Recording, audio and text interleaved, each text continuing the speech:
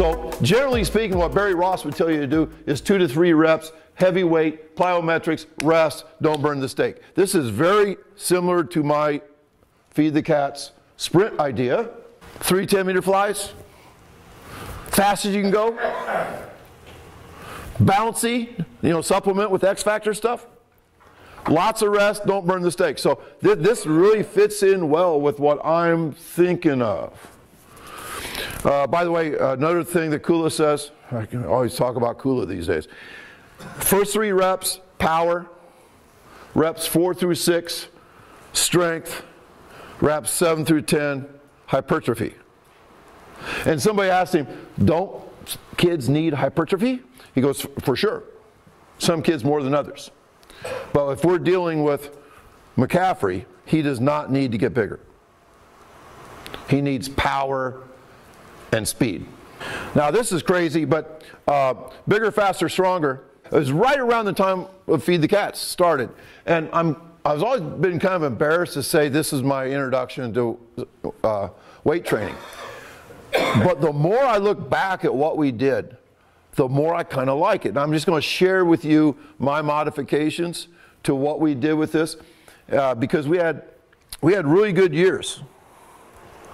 I was the head of the weight room. I had 25 to 30 good athletes in the winter, and we did 6 core lifts. We did the bench. We did 5 reps of everything. Always. We did not vary it at all. We did pull-ups. We said the head had to come below the bar. Dips, arms had to go to 90 degrees. And we just maxed out as many as we could. They'd rest, do another set, add up to 3. But each one of these things, like one group would do these 2 things on Monday, these 2 things on Wednesday, these 2 things on Friday.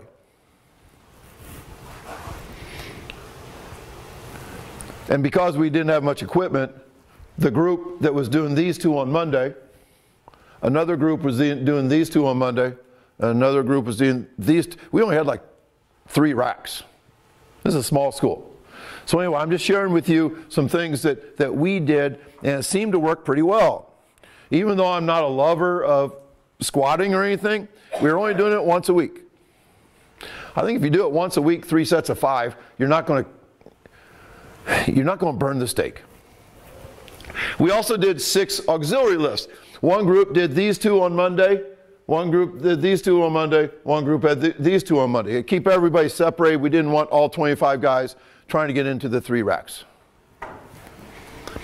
Each done only once per week, 2 auxiliary lifts per day. And then we said, do whatever the hell you want. If you want to do curls, whatever. Just do whatever the hell you want, and everybody gets to go home at 3:15. This is what we did. We recorded, ranked, and published everything. By the way, we sprinted on Tuesdays and Thursdays. Timed 40s, usually. So we would record, like in BFS, you're supposed to record for yourself. We would have a manager or somebody that's injured or something record for everybody. And then I would record, rank, and publish. And of course, we didn't have internet back then, so we just posted on the wall. So we would lift on Monday, Wednesday, Friday. We would sprint on Tuesday, Thursday. And not only would I record, rank, and publish everything, but I actually had, this takes a lot of work, by the way. We had the heavyweight division. We had 201 to 225. We had 176 to 200. We had 151 to 175, and then 150. We had 5 different divisions. This is over a 4-year period, and these were our records.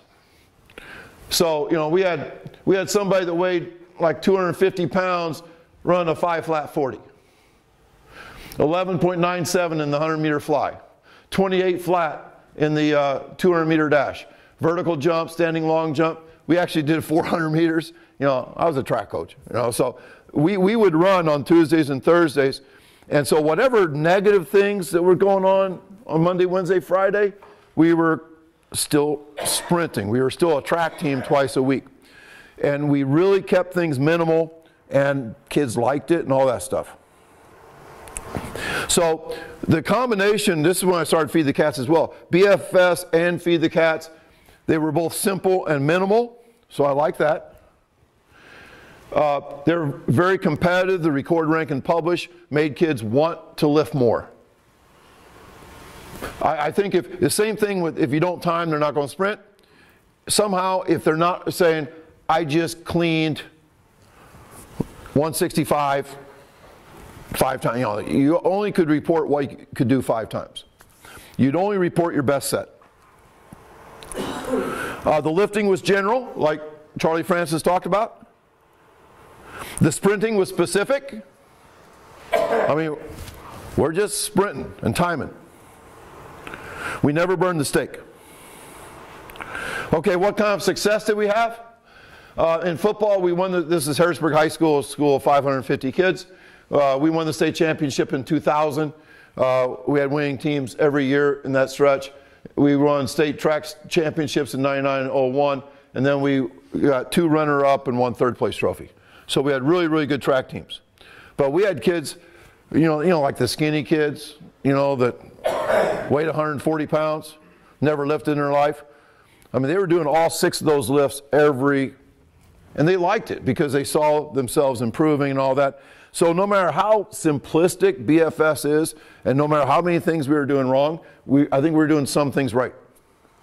Like not burning the steak, sprinting along with what we're doing, getting better. All those things worked. Let's talk about big cats. This Braden Jones, the guy I was talking about, he wasn't weighing 210 here. He weighed 255 here. And I timed him handheld time 4:29 twice in a row on a summer day, weighing 255. And on his pro day, he ran a laser 453, weighing 255. And his 39-inch vertical. So he played 3 years in the league, and he's an orthopedic surgeon now. His dad delivered my first 2 kids. His dad was a doctor too. Just a lot. This is a big cat now. He weighed 240. In a game 2 years ago, he was clocked at 22 miles an hour on the field. A big, big back. Now, a lot of people say we need to get our kids in the weight room. What I say is you need to get your kids off a track. Even your big kids. People see this guy. We got to get our kids in the weight room. This kid was not in the weight room for his little high school in South Carolina because if you know anything about him, he was a really, really good football player. He was a really, really good basketball player. And he anchored his 4x1 at the state championships. And he looked very out of place. The guy that beat him, I think he got second, was like Marcellus' size. Like 5'6", 149. And, this guy's a total freak. But he ran 4:53 at the combine. I don't think you want to lock this guy up in the weight room either. I think you want to keep sprinting him. I wrote an article, Big Cats, Not Hogs. Everybody wants to separate the big guys, like, okay, they're different. Sure, Christian McCaffrey does this, but these guys need to be worked. They're hogs. Taylor Lewin was a big guy. Holy cow, 6'8", 315. And he ran 4.87. You know what happens when you're 6'8", 315 and you run 4.87 at the combine? First round, baby.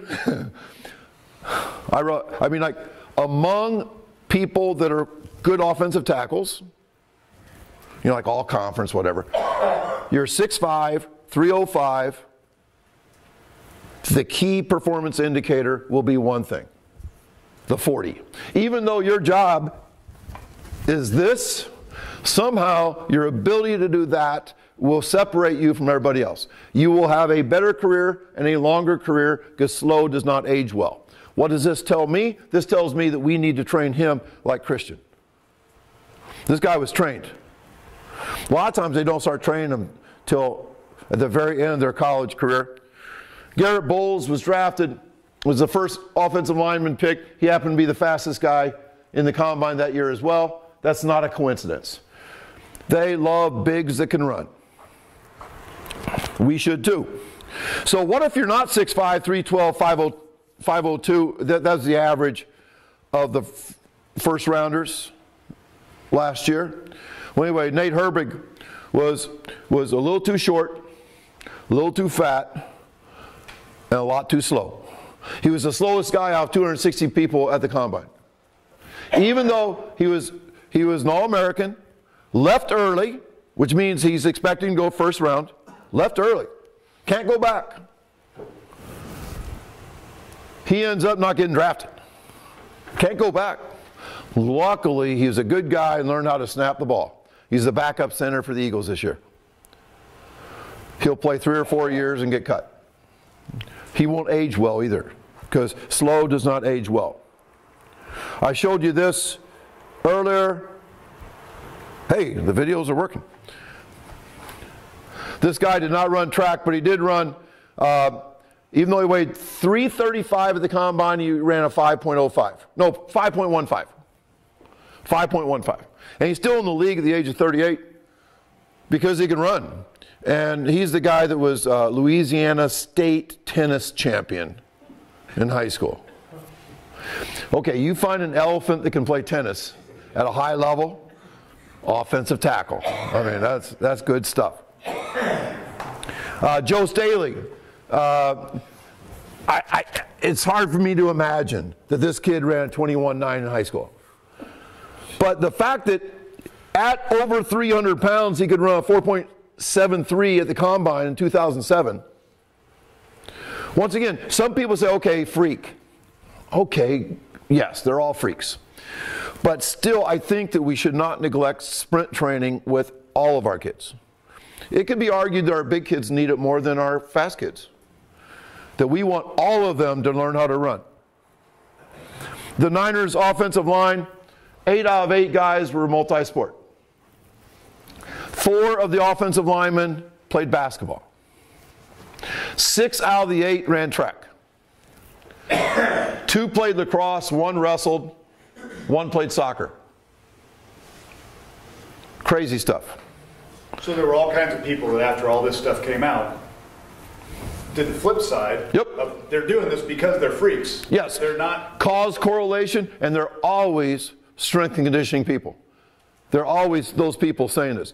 And I will argue with them, and they'll say they're a freak. They're the only reason they were good in other sports because they were good anyway.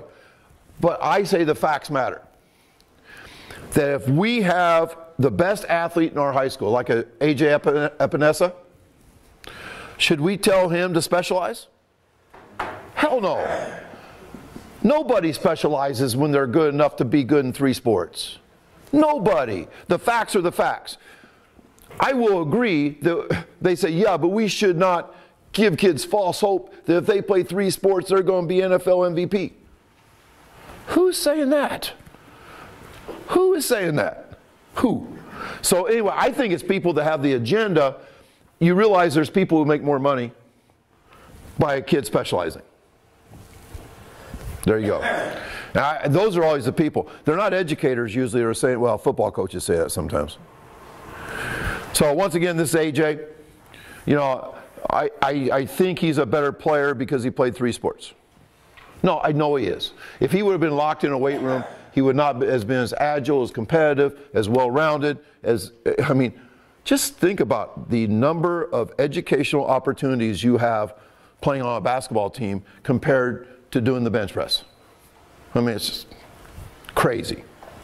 No, I'm a multi-sport warrior, and that is, I'd say of the like 2,000 people I've blocked on my Twitter account, that about 1,800 of them argued for specialization.